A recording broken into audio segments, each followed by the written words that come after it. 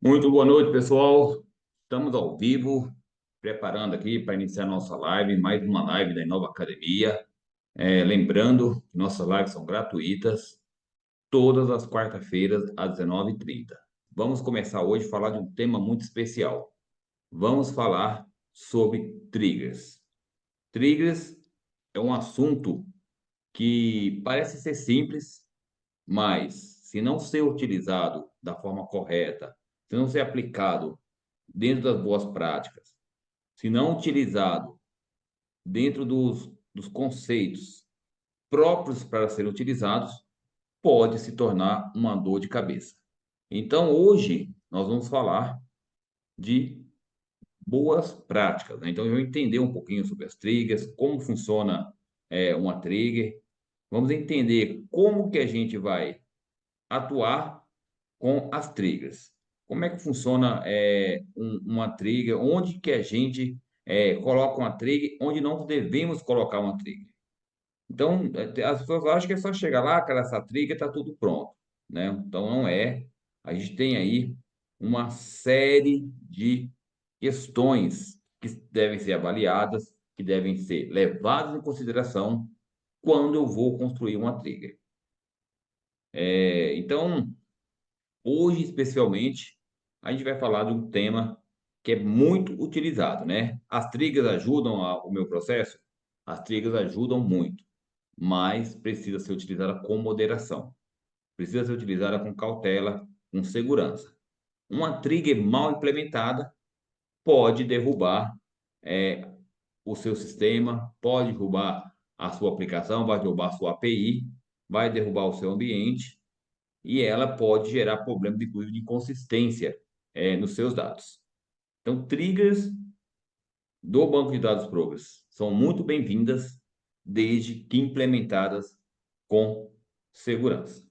Então, isso que nós vamos entender como funciona, né, um pouquinho dessas triggers para termos aí um avanço dentro do requisito, né? Do requisito de implementação de um trigger. A gente vai ver mais no final, a gente vai ver um fonte, a gente vai ver boas práticas, tanto das triggers DataSul e as triggers não DataSul. O que é a trigger DataSul, né? A trigger DataSul são aquelas triggers que são utilizadas no banco de dados do próprio produto. E eu tenho, né, as triggers específicas. Então a gente tem que ter um cuidado aí que a gente não pode cometer algumas falhas. Uma falha básica pode comprometer todo o seu sistema. Inclusive, eu já vi rotinas, sistemas parados por causa de uma trigger que estava falhando. Ou pior, né? Dados não sendo gravados pela metade, sendo gravados de forma inconsistente, porque a trigger tinha uma falha e ela estava cortando a gravação dos dados no meio do caminho e ela não garantia que a transação era desfeita. Então, quando eu falo de trigger, eu tenho que pensar em tratativa de erros, eu tenho que pensar em controle de transação, eu tenho que pensar em usabilidade. A gente vai falar de boas práticas dessas triggers, mas vamos falar também das más práticas, né, de como não utilizar a trigger. Eu acho que hoje eu vou começar um pouquinho diferente, vou falar de como não utilizar e depois a gente vai falar de como utilizar. Bom, existe, primeiramente, né, dando um overview para vocês aí, existe basicamente três tipos de triggers dentro do banco DataSul. Tem as triggers Java, que é muito pouco utilizada, basicamente ela deve ser utilizada para quem faz escrita de dados através de ODBC em tabelas Progress. Tem as triggers do replication, né, que são as triggers de replication que são usadas para replicação e para auditoria do replication, e as triggers do próprio banco de dados. Então, vamos entender um pouquinho, né, o que são triggers. Triggers nada mais, nada menos, são gatilhos, são EPCs, né, são pontos de controle relacionados às tabelas, onde você consegue executar eventos mediante os processos de CRUD, seja na leitura de um registro, seja na gravação, na criação, em um assign, enfim. Toda vez que você acessa um registro, o banco de dados dispara uma trigger. Vamos falar um pouquinho agora, né? Falando um pouquinho desse tipo de triggers, vamos falar de más práticas, né? Como que a gente não pode utilizar as triggers? A gente vê aí nos clientes os mais diversos tipos de uso da trigger. Onde eu não posso utilizar as triggers? Cuidados. Bom, um ponto principal é o seguinte: muitos clientes desenvolvem os programinhas em PHP, desenvolvem os programinhas em outra linguagem e faz alteração de dados dentro do banco DataSul. Aí eu tenho um grande risco. Por quê? Toda vez que eu faço um insert, um update, um delete via o DVC, as triggers progress não são disparadas. E as triggers, ela tem um papel fundamental no banco de dados. Qual que é o principal papel dela? Uma delas é validação e proteção. Uma das grandes utilidades das triggers, principalmente as triggers delete, é eu garantir integridade referenciais. Ou seja, eu permitir que uma tabela pai só vai ser excluída quando eu excluir todos os filhos. Ou automaticamente propagar isso, né? Você já exclui o pai, ele já vai excluir todos os filhos. Então, garantir integridade referencial. Eu tenho um outro objetivo muito utilizado pela TOTOS dentro das trigas, que é replicação de dados. Porque às vezes dentro da TOTOS tem várias tabelas que não são visíveis para o usuário. São tabelas de controle, são tabelas especiais que são atualizadas mediante os eventos da trigger, seja no evento delete, seja no evento write, todas as tabelas, né, elas são atualizadas através de uma trigger. E o que acontece, né, se eu fazer um disable trigger, né, eu desabilitar uma trigger? Eu corro o risco, né, de cancelar a propagação de uma atualização de dados ou de uma exclusão de dados, e isso vai gerar inconsistências dentro do meu banco de dados. Aí você fala, nossa, André, mas eu vou criar um registro diretamente no banco de dados da tabela DataSul? Não deveria, né? Hoje, né, a maioria das tabelas já tem BO. A boa prática é utilizar assim sempre BO, mas ainda tem muitos programas do DataSul, tem muitos programas que ainda não existe BO. Aí não tem API, não tem BO, às vezes você precisa atualizar o registro de forma direta ou de forma manual, dar um update direto no registro. Claro, né? Sempre com muita cautela, com conhecimento, sabendo o que se está fazendo. Então, isso é necessário para se mexer no produto. Para trigger é igual a mesma coisa. Eu tenho que saber o que estou fazendo. Tem que saber qual que é o impacto daquela trigger. Muita gente, né? Às vezes uma trigger está dando um bloqueio, vai lá e faz o quê? Coloca o disable triggers, né? Disable trigger for load, disable trigger for dump. Legal. Ah, mas deixou eu fazer, deixou. E qual que é a consequência disso? O que que isso vai impactar? Se ela está me bloqueando, se ela não está deixando eu fazer a operação, o que que ela vai gerar de impacto na minha base? Então tem que ser muito cauteloso. Eu tenho que ser sempre muito mitigar. Eu tenho que sempre pensar em mitigar os problemas que eu vou ter com essas triggers. Outra coisa, né? Uma trigger, ela sempre vai executar dentro de uma outra transação. E eu tenho que garantir, né, que quando acontecer alguma validação, quando acontecer algum problema, eu vou garantir que meu banco de dados ele não vai continuar atualizando aquele registro, tem que dar um rollback. Então tem uma série de técnicas, uma série de características que nós vamos entender agora. Falando de más práticas, né? Muitas pessoas às vezes usam a trigger de forma inadequada. O que é usar de forma inadequada? Um exemplo clássico, né? Já vi muitos clientes aí, a pessoa consome, às vezes, um API REST online dentro da trigger write, e aí essa tabela, ela demora, esse get, esse post, ele demora muito. Ah, André, legal, mas eu consigo deixar online, né, minha aplicação integrando, já atualizou. Isso é legal. Só que isso pode ocorrer vários problemas. Primeiro que é o seguinte, a sua transação, o seu usuário vai ficar lenta, né? Toda vez que o usuário alterar um campo, toda vez que o usuário alterar um registro, ele vai gerar lentidão no seu processo. Um outro cuidado que eu tenho que ter com as triggers. normalmente dentro da BOs da TOTUS, uma alteração às vezes, de um campo, ele grava na tabela dezenas, às vezes, né? Muitas vezes, às vezes até 5, 6, 7, 8, 9, 10, 15, 20 vezes. Por quê? Passa em um monte de pontos diferentes. E a minha trigger, ela vai ser disparada N vezes. Então, eu tenho que ter um cuidado quando eu vou trabalhar, principalmente com tabela DataSul, em que momento, né, que eu vou utilizar a minha trigger. Então, tem algumas práticas de entender isso. Então, como que eu sei? Muita gente não consegue, se perde na fazer uma trigger por isso. Ah, mas a trigger está dando erro no encontro. A trigger está dando erro no encontro. Por quê? Porque ela está sendo disparada mais de uma vez, em momentos distintos, com informações distintas. Porque você tem um método, um ABO, que cria a parte do registro. Tem outro método BO que atualiza outra parte. Tem outro método BO que atualiza um cálculo. Tem outro método BO que atualiza o usuário. Tem outro método que atualiza a data. E assim sucessivamente. Se eu não tiver um cuidado de entender o momento que eu preciso disparar aquela informação, aquela atualização, eu vou gerar processos inconsistentes. Quando eu penso em colocar dentro de triggers, integração com sistemas externos, não é considerado uma boa prática. Seja para me integrar via alguma API, algum endpoint, ou integrar em um outro banco de dados. Por quê? Eu não garanto a integridade referencial. A integração com esses bancos de dados, com esses sistemas, pode gerar erros. E esses erros não garantir a integridade referencial dos meus dados. Eu posso gerar inconsistência no meu registro. A API REST pode tornar um erro lá não tratado e você pode ter um grande problema.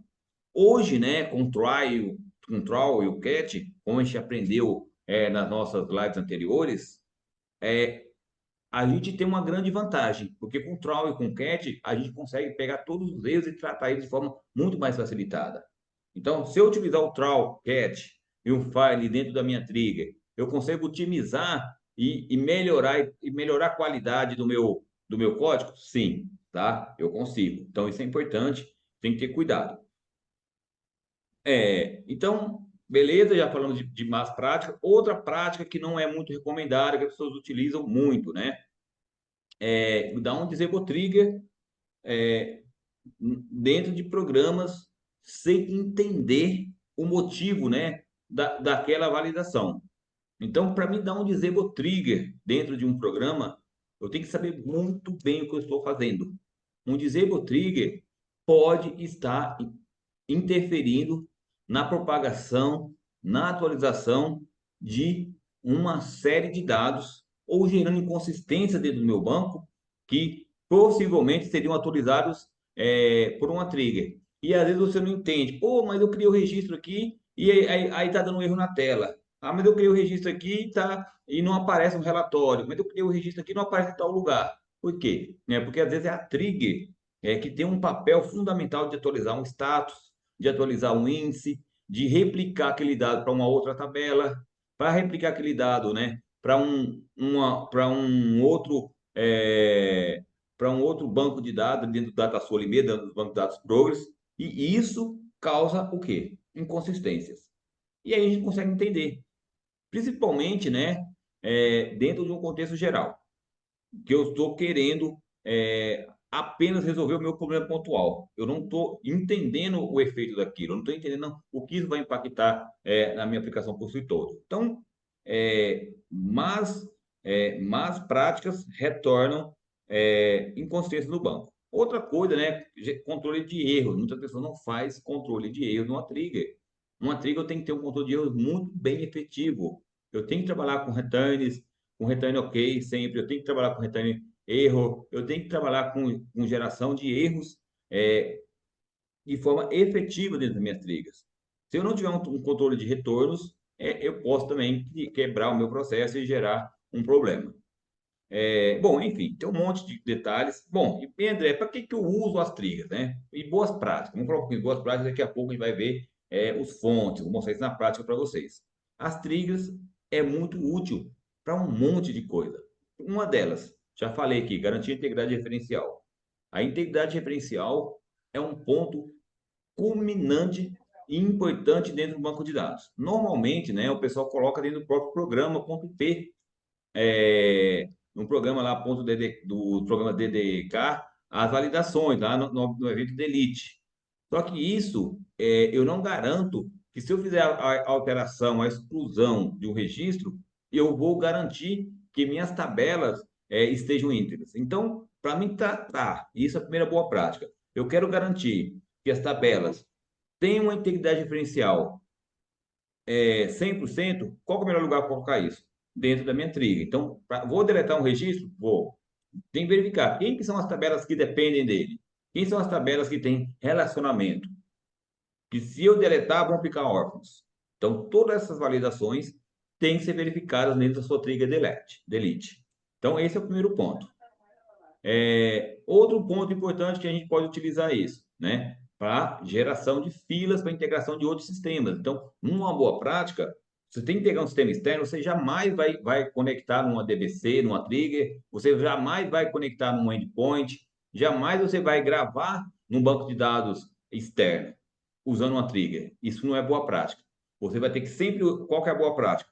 Grava sempre uma fila numa tabela Progress, e depois um agente, um robô, processa essa fila. Essa é a boa prática. Outra questão que é muito importante das trigas, né? A trigas eu posso utilizar para auditoria, né? A auditoria é muito boa, eu quero entregar, eu quero saber quem está atualizando um registro.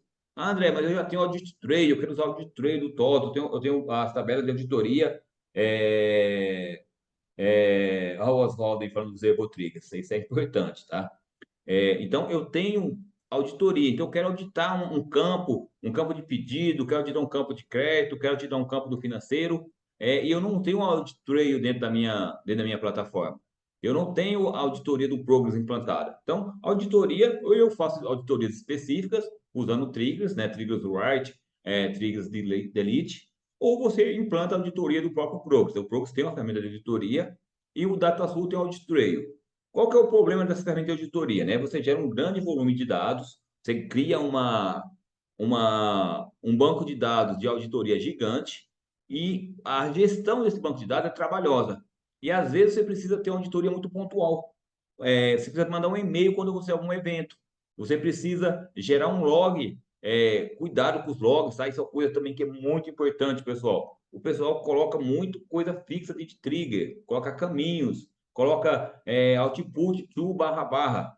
E aí, quando migra, muda o servidor, muda o IP, muda o nome do servidor, aí começa a disparar erro de um monte de lugar, ninguém acha nada, todo mundo fica perdido, até olhar o log e descobrir que aquela trilha que está parando, perde-se muito tempo e muito impacto dentro do seu negócio. Então, sim, locais fixos. Não, jamais vou colocar dentro de uma trilha. Tem que ter esse cuidado. Referências fixas, principalmente de caminhos, seja em Linux, seja no Windows, independente do ambiente, você não pode colocar referências fixas dentro de triggers. Então, é um ponto, anote isso é importante. Eu não posso colocar, porque quando eu migro, eu vou ter problema, né? E eu não posso permitir que isso impacte o meu processo. Eu tenho que permitir que isso seja simples, seja eficaz e eu consiga ter uma boa gestão disso. Bom, outro ponto importante falando das triggers. As triggers podem ser muito bem utilizadas para atualizar outras tabelas do próprio banco de dados. Por que eu posso fazer isso? Porque é prático, né? Às vezes tem uma tabela que teria 20, 30 programas diferentes que iria fazer isso. Eu posso fazer o quê? Eu crio uma única trigger, toda vez que gravar aquela tabela de item, eu vou lá, atualizo uma tabela, crio um registro na tabela ES item, né? Minha tabela EX item, né? De extensão do item. Então, eu posso utilizar, né, para gravar minhas tabelas de extensões, para criar. Posso também usar as triggers para atualizar, né, algum registro, atualizar algum dado, mudar um status, principalmente, ou quando mudar o status, por exemplo, o status da nossa escala eletrônica mudou para autorizado, eu preciso disparar alguns eventos, para atualizar alguns campos, algumas tabelas, preciso gerar uma fila de um determinado evento, eu posso usar esses pontos para criar automações dentro do meu processo. Então, as triggers também pode ser muito bem utilizada para algumas automações. Disparo de e-mails.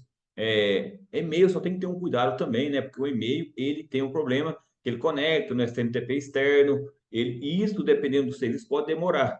Então, quando eu coloco e-mail dentro de uma trigger, posso gerar algum travamento. Às vezes eu já vi aí a tabela de pedidos de um cliente estava travando, toda vez eu não entendia. Eu pedi 4.000, ia salvar o pedido e não travava, ficava ali.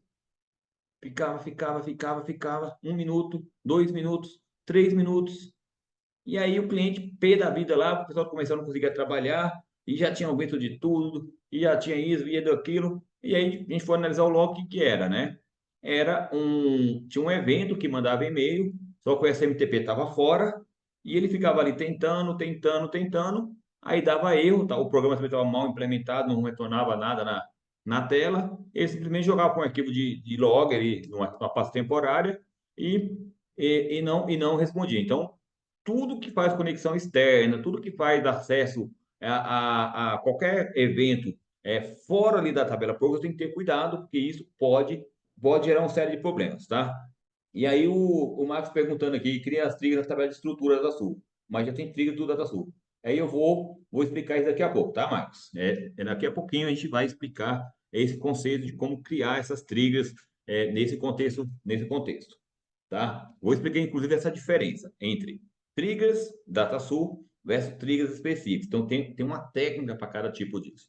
Tem uma técnica para triggers específicas, tem uma técnica exclusiva para triggers DataSul, né? Então, muito bem. O que nós vamos fazer agora? Eu tenho que entender um pouquinho dos tipos de trigger. Deixa eu compartilhar a tela com vocês aqui. Bom, já estou aqui no meu dicionário de dados, né? Todo mundo sabe entrar aqui, vai pelo Tools, né? Meu dicionário de dados. Eu estou aqui numa tabela que é muito utilizada, uma tabela item, né? Ou item, né? Uma tabela chamada item. Essa tabela é a tabela de item de produto do DataSul, que eu tenho aqui uma tabela do cadastro de itens. Então como é que eu chego nas triggers? Vamos entender um pouquinho, né? Vamos entender um pouquinho das triggers, antes da gente falar aí de programa. Então eu tenho a tabela item, eu tenho aqui no minha table properties, vou acessar. Aqui dentro eu tenho triggers, né? Tenho triggers. Bom, primeiramente, a primeira coisa que eu tenho que entender, eu tenho que os meus eventos. Veja que eu tenho os eventos. Create, que é quando você dá um create na tabela, eu dou um create. Create item, ou create as item. Ele dispara esse evento create. Isso é importante. Eu tenho o evento delete, é quando você dá um delete, você exclui um registro. Eu tenho o find. O que é o find? Isso que é importantíssimo. Se você quer bloquear um registro, você quer bloquear o acesso a um registro, se o usuário não tem acesso, que ele pule o registro, é esse evento que você utiliza. Você dá um find first na tabela tal, no buffer, where o usuário end, o código do usuário é igual a X. Se for igual, dá um next, né? Eu dou um next, eu dou um find next. Então, o que acontece? Eu consigo controlar o acesso a registros através dessa trigger find. Hoje, o HTM, os módulos ali que tem a parte de auditoria,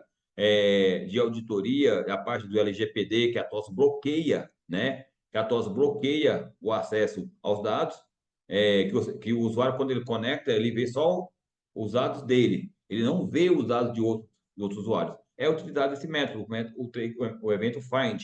O evento find é usado para você manipular o acesso a dados.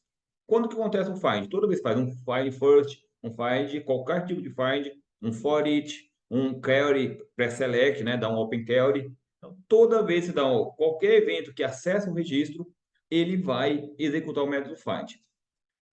As tabelas de replication normalmente são utilizadas pelo banco, pelo replication do próprio Progress, né? O banco replication, ou, né?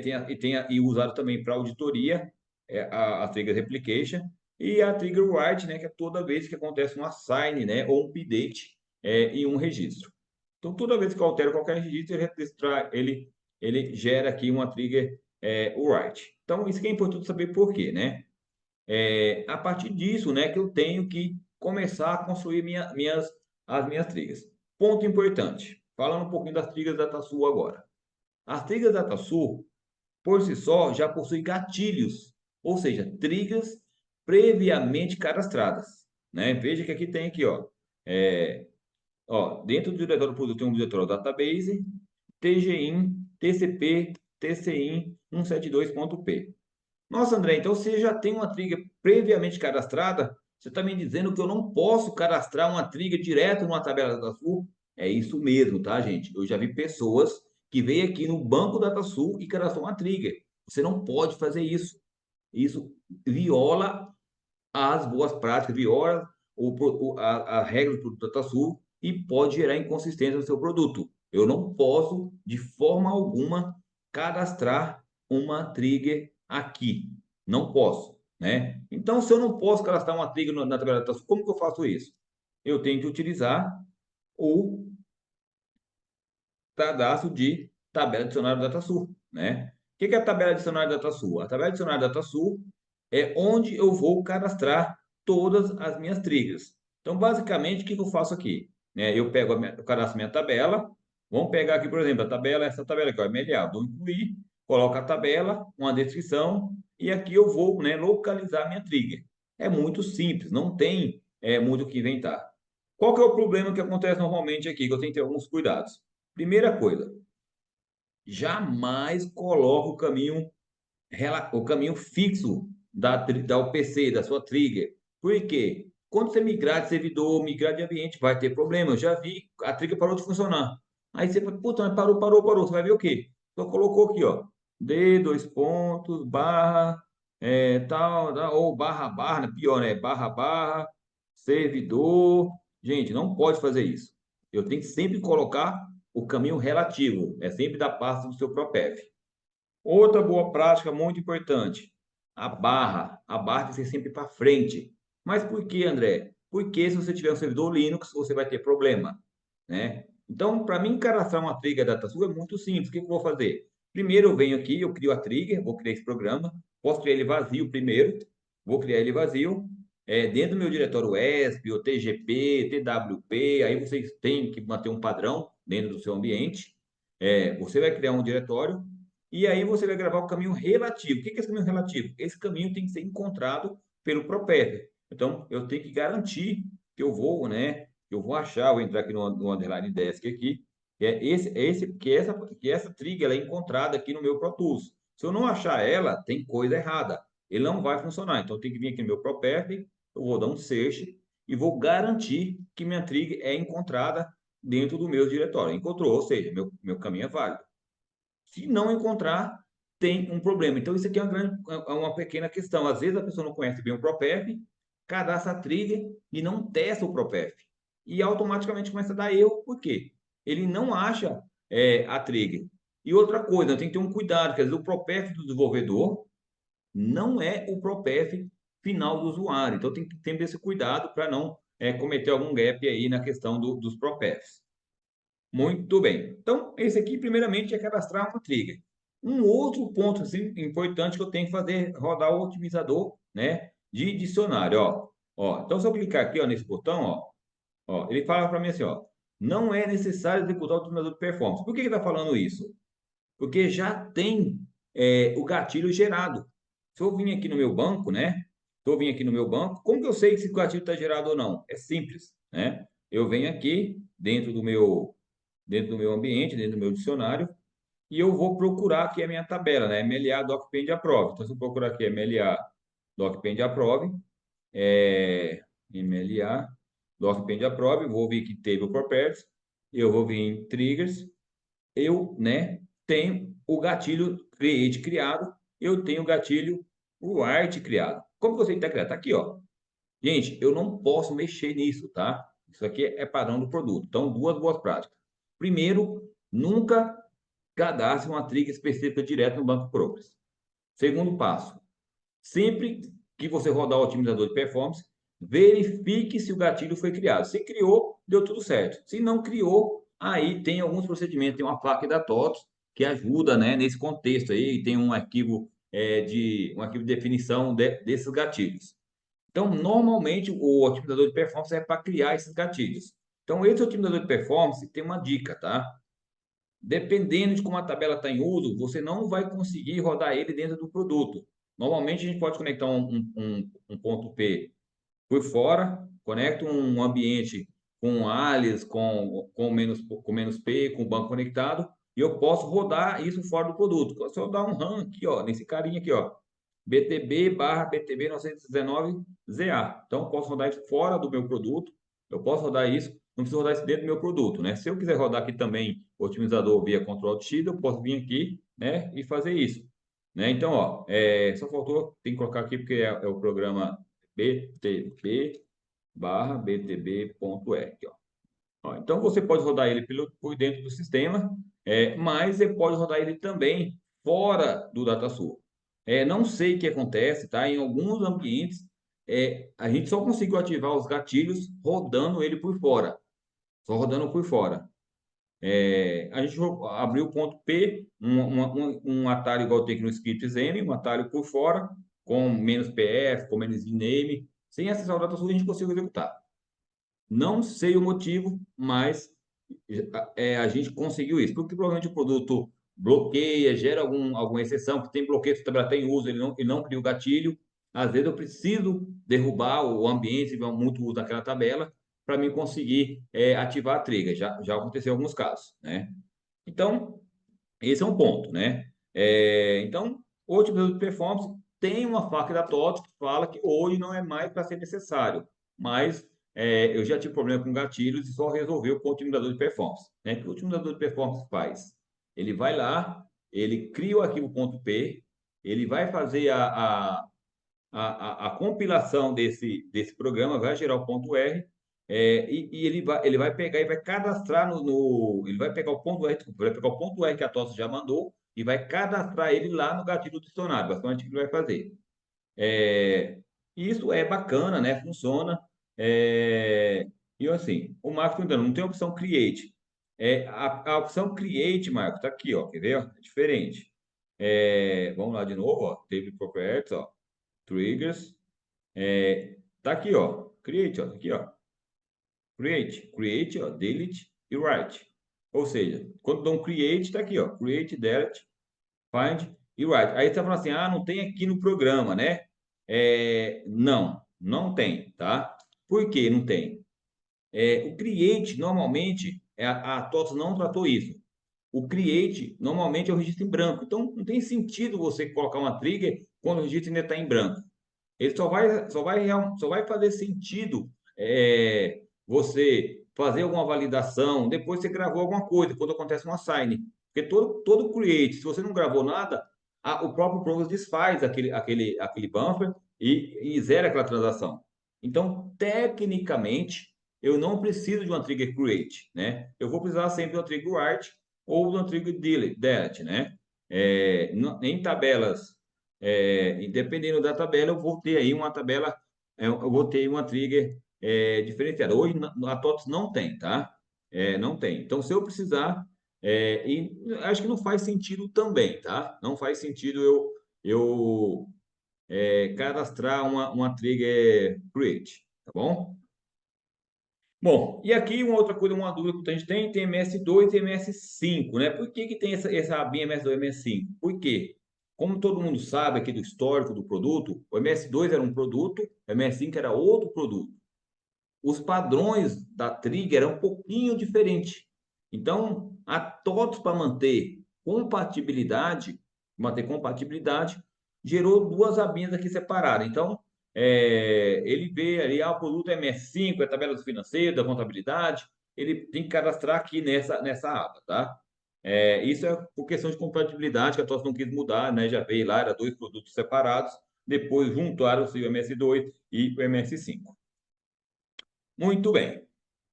E aí, André, o que muda, né, de uma trigger do produto para uma trigger local? Então, uma trigger do produto, como eu falei, exceto em alguns casos muito especiais, você tem que saber muito bem o que está fazendo, você nunca vai cadastrar direto no banco. Você vai sempre cadastrar aqui na tabela de dicionário e depois executar o otimizador de performance. Quando eu estou trabalhando com a trigger específica, isso já muda de cenário, porque a TOTS não trata a geração de dicionário para tabelas específicas. Aí sim, né, eu tenho que ir dentro da minha tabela e tenho que criar a minha trigger. Mesma coisa, né? Eu venho aqui em triggers, eu vou cadastrar a trigger. Aqui é o mesmo cenário. Eu coloco aqui o art, sempre cadastro assim, né? Eu vou vir aqui, ó, files, pode buscar um files, é só um exemplo, tá? Eu nunca vou colocar também um caminho fixo, é sempre caminho relativo. Uma coisa muito importante, tá? Nas triggers. Ele sempre vem marcado com cheque CRC. Isso daqui, gente, é muito crítico. Por que é muito crítico? Porque se você colocar cheque CRC e você tiver um acesso a qualquer tabela, dentro do seu processo, o que vai acontecer? Ele vai dar erro de CRC se você mudar a tabela, a trilha vai ficar dando erro de CRC se você mudou o campo, se você mudou o tipo de dados, se você mudou qualquer alteração que muda o cálculo CRC, você vai ter problemas com a trigger. É claro, tem outra prática que eu vou falar para você. Então, por padrão, você não tem problema com erro de CRC em trigger, jamais marque essa opção. Deixe sempre desmarcada, né? Deixe sempre desmarcada. Então, esse é um ponto extremamente importante. Então, não marque isso aqui. Outra questão importante, tá? Que a gente tem é a questão de cadastrar a trigger ponto P ou ponto R, né? Então eu posso cadastrar o ponto R, eu só tenho que ter um cuidado aqui na hora de salvar, tá? Eu posso cadastrar o ponto R, que às vezes muitos clientes às vezes não disponibiliza o ponto P por usuário. Eu vou cadastrar o ponto P e ponto R. Eu posso cadastrar o ponto P, que ele já traz para dentro do meu banco o código-fonte. Isso é bom por um lado, mas por outro lado, às vezes não queria que ele incorporasse o código-fonte. Eu posso cadastrar um ponto R. Então, tanto faz. Aí é questão de boas práticas. Aí é bom padronizar. O ponto P, ele incorpora o código fica incorporado dentro do meu banco de dados. Se eu colocar o ponto R, não, tá? Eu posso cadastrar um ponto R e ele vai aí trabalhar normalmente. Não tem segredo, coloco o caminho, né? ESP barra, a minha trigger. Lembrando, né? Tem a nomenclatura. Vou colocar a minha trigger e aí vou salvar e dou um OK e pronto. É muito simples. Se eu não marcar com o CRC, eu não vou ter problema. Então, o que que muda, né? Então, vamos ver na prática como funciona isso. A gente vai ver agora um fonte de uma tabela, de uma trigger DataSul, de uma trigger não DataSul, a gente vai entender as diferenças entre uma trigger e outra, né? Como é que muda de uma trigger para outra? Então, isso é uma confusão que muita gente tem.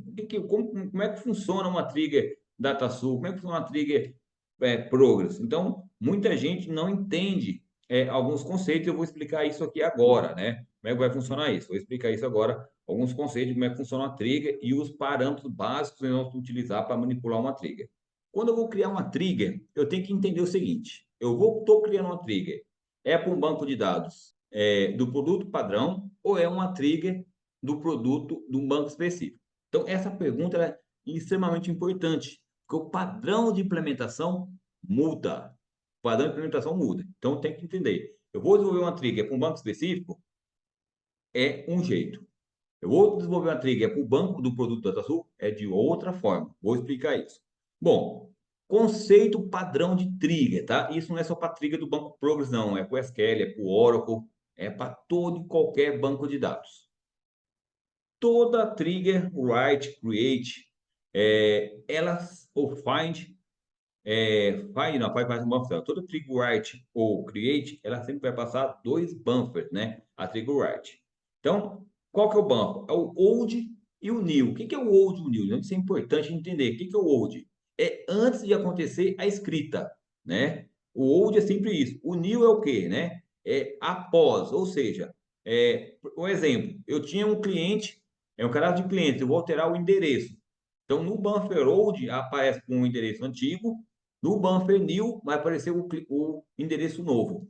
E permite o quê? Que através desses dois buffers eu consiga comparar esses campos e submeter aí para N integrações, validações, logs, posso gerar auditoria, eu posso usar isso para atualizar uma outra tabela, eu posso usar isso para fazer uma validação, validar o formato de endereço. O endereço tem que ser no formato XYZ.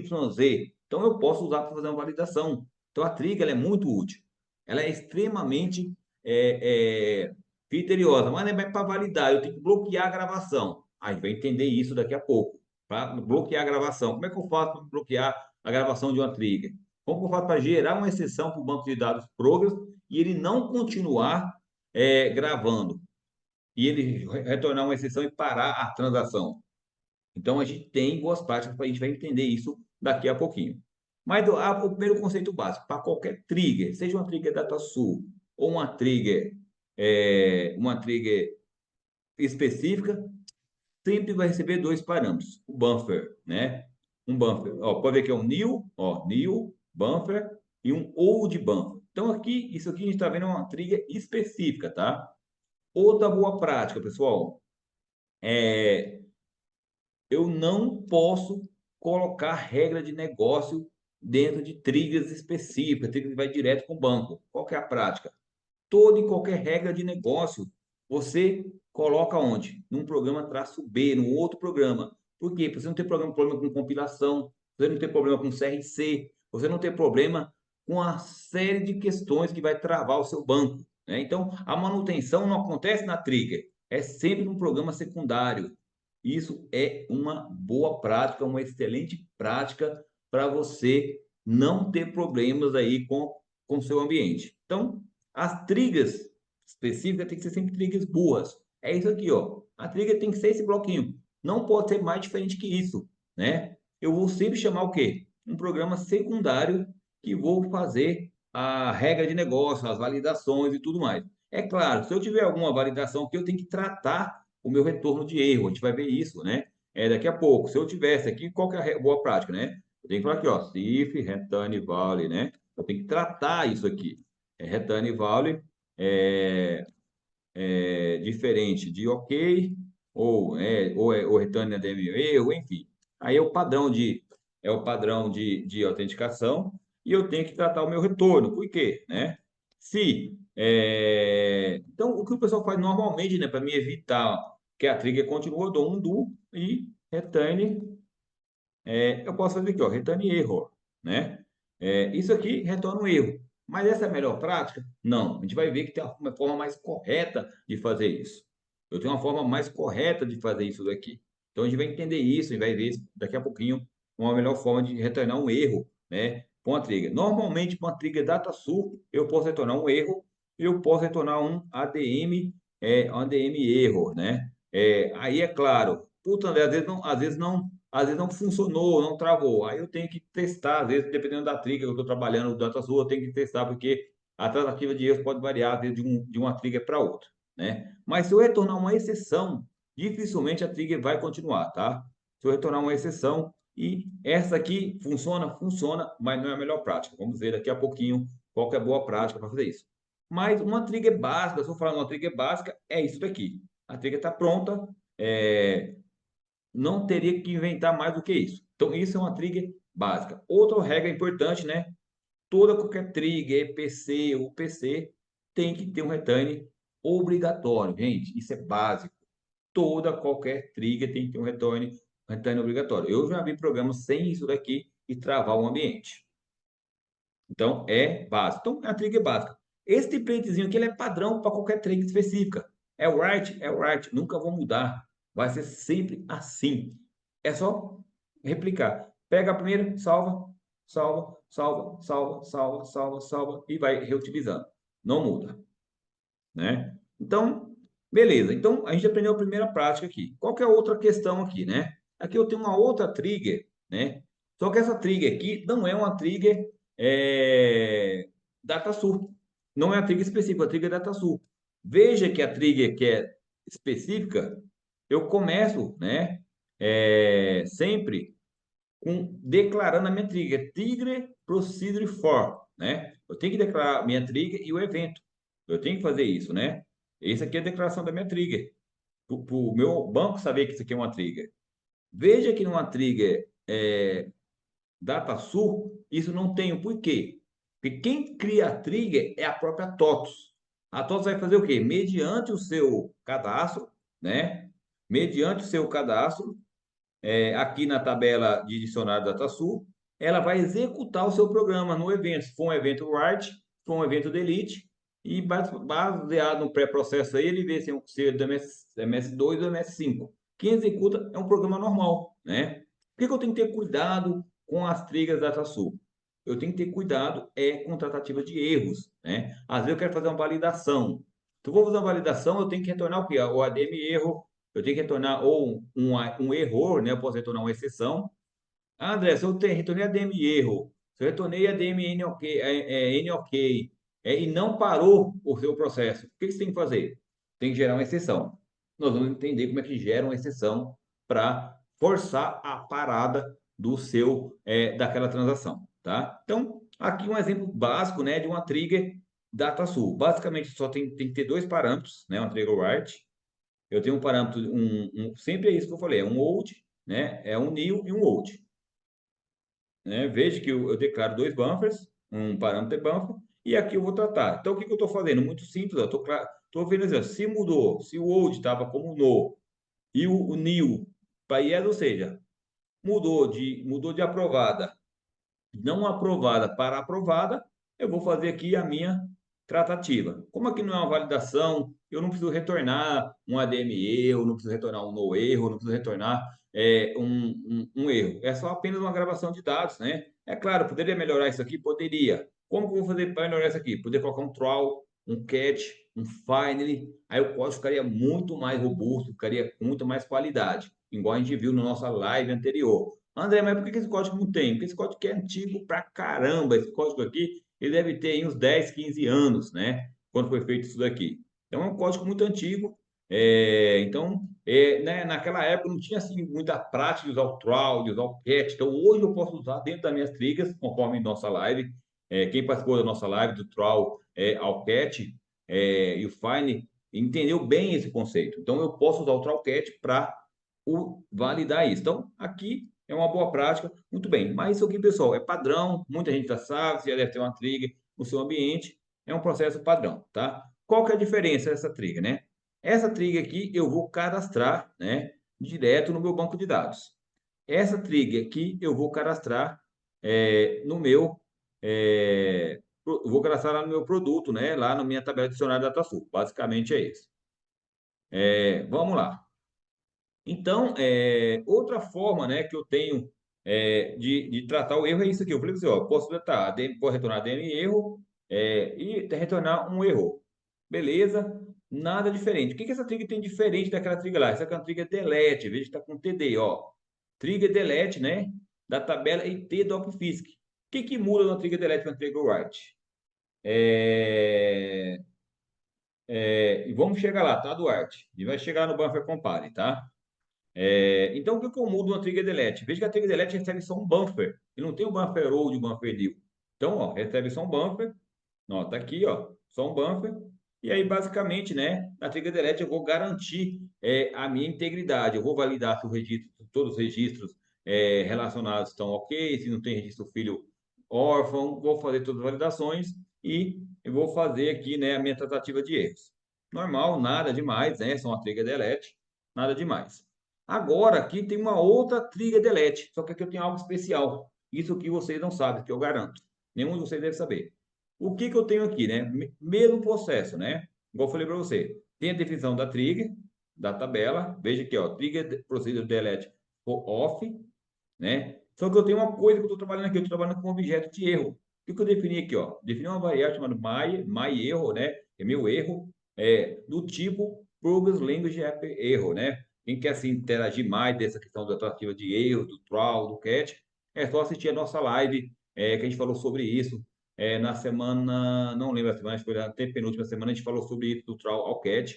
A gente falou sobre estar lá na Inova Academia, essa live, tá, pessoal? A gente falou bem, explicamos como é que funciona, demos exemplos, explicamos como é que gera exceção, explicamos todo o processo passo a passo. Bom, olha que legal aqui, ó. Eu estou rodando um programa, né, de validação que vai fazer toda a propagação de dados. E aqui é a grande questão, que é a novidade. O que eu estou fazendo, né? Eu estou criando uma nova exceção. E eu estou forçando, eu criei um objeto, ó. Estou exercendo um objeto, ó, esse maio, ó, que eu criei aqui, ó. Estou exercendo um objeto, usando um construto, criando um erro, ocorreu um erro a excluir registro, passando um código de erro 200 e estou forçando um return value do próprio programa, ó. Um return value. Então, o que eu estou retornando aqui, ó, retorna um erro. Mas aqui não é um erro mais um erro. Eu estou retornando uma exceção. Esse New Progress Language API erro vai gerar o quê? Uma exceção. E eu estou retornando essa exceção. Então, qualquer trigger, qualquer evento que tiver acima, ele vai dar o quê? Ele vai dar rollback, ele vai parar, não vai continuar. Então, isso aqui é uma boa prática, tá? Que muda aí um pouquinho do conceito de tratativa de erros em triggers, tá? Isso aqui é um facilitador. Eu consigo controlar isso, não só isso, mas gerar um erro e jogar isso para a minha trigger, né? Jogar isso para o meu banco de dados. Principalmente se eu estiver trabalhando com a trigger DataSul, né? Se estiver usando a trigger DataSul. Se eu estiver utilizando uma trigger DataSul, isso aqui é muito bacana, que ele vai gerar um erro, esse erro vai lá para o log, né? Vai lá para o log de erro, vai gerar um erro, vai gerar uma exceção, e essa exceção vai aparecer lá para você no seu log, vai aparecer na tela se não tiver um output, e você vai ver a mensagem aí gerenciada pelo próprio ambiente de banco de dados, por próprio ABL, né? Pela própria section. A própria seção vai gerenciar isso. Isso que é muito bacana. Então, isso ajuda, isso é uma dica que vale a pena ser testada, vale a pena ser implementada, ok? Bom, agora, né, pegando aí um gancho aí do meu amigo Duarte, a gente vai falar, né, para a gente das boas práticas para a gente não ficar batendo cabeça, né? Então, qual que é o problema, grande problema das BOs da TOS? Como eu falei para vocês, lá na ordem de compra, lá no pedido, lá na cotação, as BOs são chamadas de inúmeras BOs. E cada BO, às vezes, vai gravar um campo diferente e em momentos diferentes. E ainda pior, né? Às vezes no primeiro assign ele grava só o cabeçalho, só a chave primária. Aí ele passa no ABO que grava mais um campo. Aí grava outro campo. E às vezes eu fico chamando a minha trigger de forma desnecessária, podendo causar até problemas de incompatibilidade, problemas de inconsistência no meu ambiente. Então, para mim garantir que eu estou justamente trabalhando, né, com aquele campo, né, com aquele campo que eu só quero garantir que só vou executar uma ação se aquele campo for alterado. Se não, eu não quero saber. Então, aí sim eu uso o Buffer Compare. O que o Buffer Compare faz? O Buffer Compare é uma função, né? É uma função do Progress que ele vai fazer o quê? Ele compara aqui, ó, o new orçamento param com o old orçamento param. O que eu estou fazendo aqui? Ele pega o buffer old e o buffer new e ele retorna uma lista de campos, né? Uma lista de campos que foram alterados. O que é legal? Eu só vou executar uma determinada ação se aquele campo que eu quero monitorar, ou que eu quero auditar, ou que eu quero fazer alguma ação, se ele for alterado. Então, o Buffer Compare é uma prática excelente, né? Teve uma versão do Progress 10, não, Progress 11, teve que essa função estava com pau, né? Então, tem um problema no cliente que parou de funcionar alguns Buffer Compare. Mas depois a Progress corrigiu e hoje funciona muito bem, tá? Então, o Buffer Compare ele retorna para você o quê? O results in numa lista de campos. Nossa, André, mas se eu quiser que ele retorne para mim se foi alterado ou não, é simples. Tem que ir na variável lógica, né? L igual, né? Vai retornar a variável lógica. Se você colocar aqui, ó, L igual. Se você atribuir isso aqui num L igual, numa variável lógica, ele vai retornar para você do quê? É só se foi alterado ou não. Teve campos alterados? Não, né? Então, ó, o que muda? Aqui o L igual teve, foi alterado algum campo ou não. Por quê? Porque às vezes, muitas vezes, isso é importante. A trigger write ela é disparada, só que nenhum campo é alterado. A pessoa dá assign, mas são os mesmos campos. Isso acontece? Acontece. Eu já debuguei código de um processo de gravação de um registro passar de 10 a 15 vezes diferente na mesma tabela. 10 a 15 vezes. E isso, se você não tiver um controle, né, que exatamente foi naquele momento que aquele campo for gravado, que você quer disparar um evento, você pode criar problemas no seu ambiente. Então, isso que é importante, tá? Bom, e depois, né, que eu gerei minha lista de campos, o que eu vou fazer, né? Eu posso usar um Kendu aqui, né, para ver se aquele campo, esse é o meu campo que eu estou monitorando, né? Eu estou monitorando está naquela lista de campos. E aí, é claro, se está, aí eu faço a tratativa que eu quero, eu faço a regra de negócio e tudo mais. Uma grande dica aqui, pessoal. Muitas vezes eu quero auditar o meu campo. Eu quero saber o usuário que está gravando.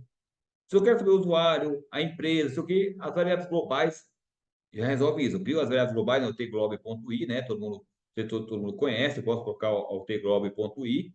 Né? Se o tglobe, o TP, o tglobe está suído, tem todas as variáveis globais, as variáveis de usuário, as variáveis de empresa corrente, né? Todas as variáveis, todas as minhas variáveis.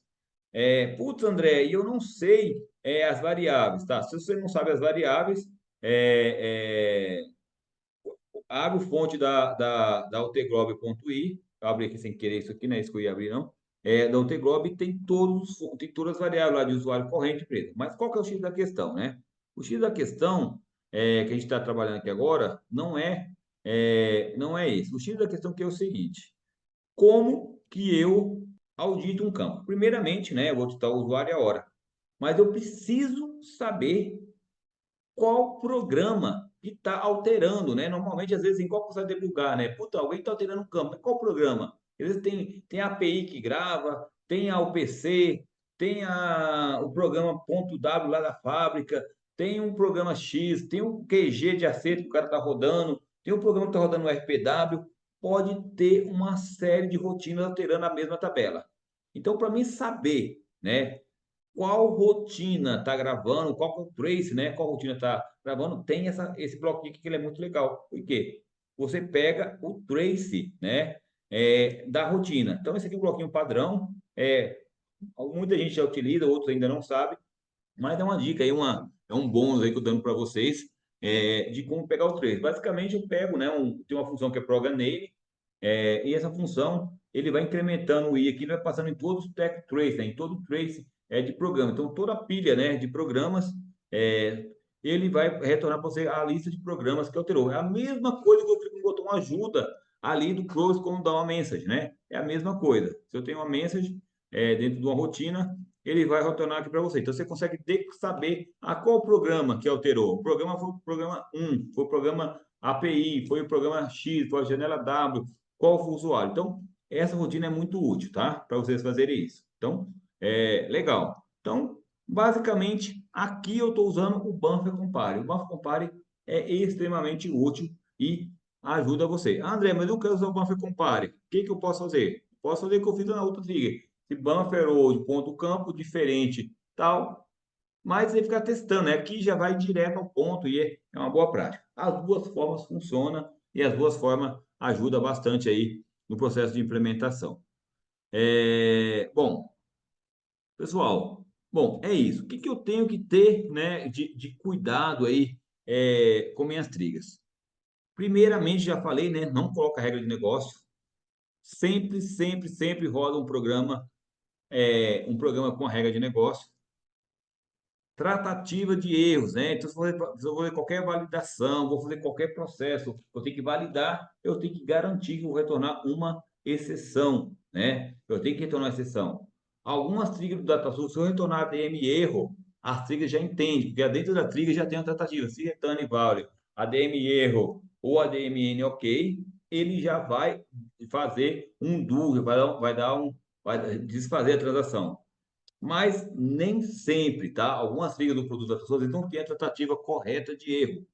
Não tem a tratativa correta de erro. Se não tiver, uma forma que eu resolvo isso é dessa forma aqui, tá? Pessoal, perguntas. Alguém quer perguntar alguma coisa? Quer colocar tem alguma dúvida, algum caso? Tem algum problema, algum caso prático? Ó, vou pegar a dúvida aqui do Marco Lux, né? Ele queria fazer uma trilha na tabela estrutura do DataSul, né? Então, assim, então, Marcos, até pegando sua dúvida aqui, é o seguinte: então, quando você for criar uma trilha na tabela estrutura, você não vai mexer no produto, nas trilhas do produto. Basicamente, né, você vai criar uma trilha, deixa eu pegar aqui, né? Igual essa daqui, essa aqui não, igual essa, né? Só que em vez da tabela cotação item, vai ser a tabela estrutura. Você vai cadastrar essa trilha estrutura aqui dentro do produto DataSul, na tela de dicionário DataSul. vai cadastrar aqui dentro, né? Você vai incluir basicamente qual a tabela, você falou que é a tabela estrutura, né? Você vai, deixa eu ver se eu já tenho aqui a tabela estrutura cadastrada. Não, não tenho. Né? Você vai cadastrar, basicamente, vai criar aqui, ó, tabela. Aqui a tabela tem que ser igualzinho, tá no banco, isso é importante, tá? Estrutura, estrutura.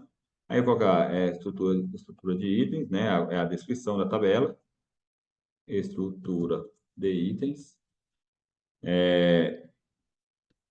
E aqui você vai cadastrar a sua trigger, né? Basicamente, sua trigger write é ESP barra, né? Aí você vai colocar a sua trigger. Você lembra? TW traço estrutura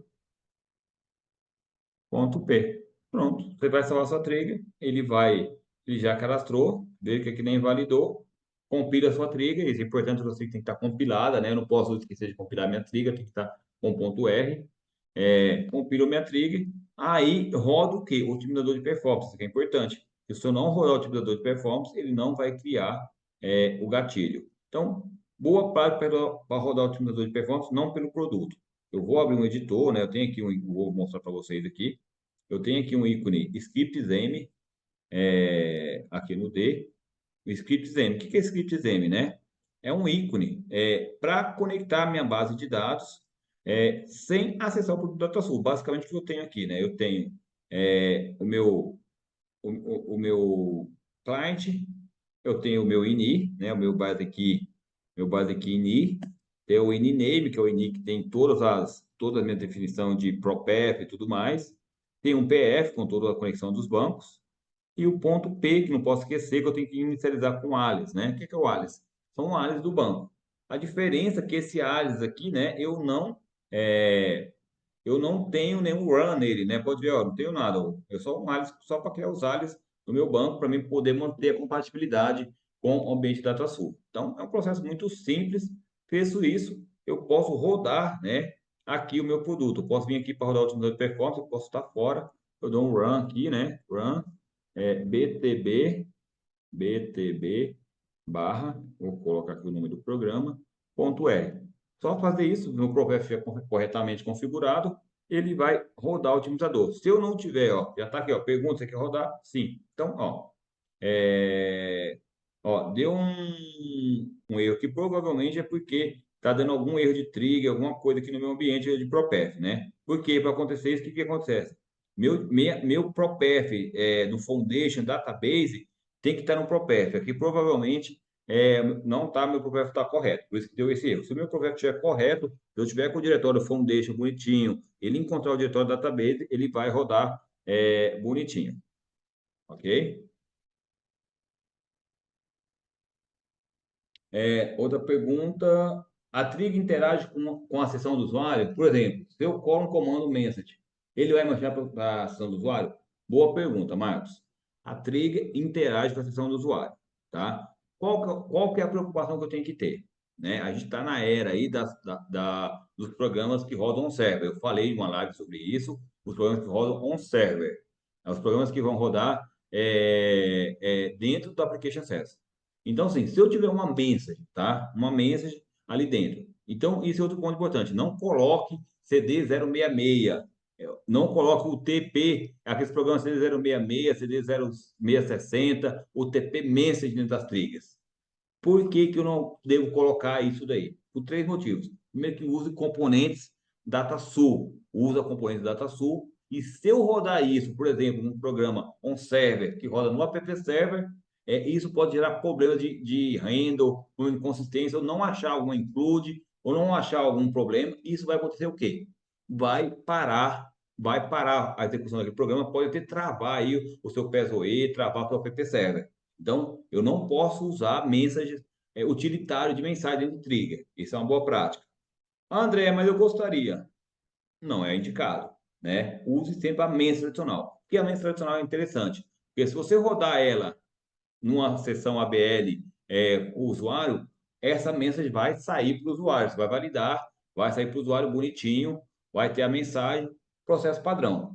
Se eu rodar esse processo dentro de um programa que roda um server, seja numa aplicação que você conecta num PSOE, numa sessão PSOE, usando o parâmetro Connect, igual a nossa live que viu, ou uma API REST, né, que já roda direto no PES-OE, essa mensagem vai ser direcionada para o log, né? Então, talvez, quando eu desenvolver uma API, eu já tenho que pensar, talvez, né, nessa questão, né? Se eu gerei na tela, retorna. Se não, eu retorno isso, né? Vai para o log e isso fica ali no log. Depois você pode encontrar isso e tratar isso no log. Então, esse é um ponto importante. Então, mas a trig interage sim com a sessão do usuário, né? Às vezes, validação mesmo de alguns registros, que tem muitos pontos que vai interagir com aquela tabela. Às vezes, muitas validações acabam sendo feitas dentro da trig, justamente para economizar código e ficar o processo mais centralizado.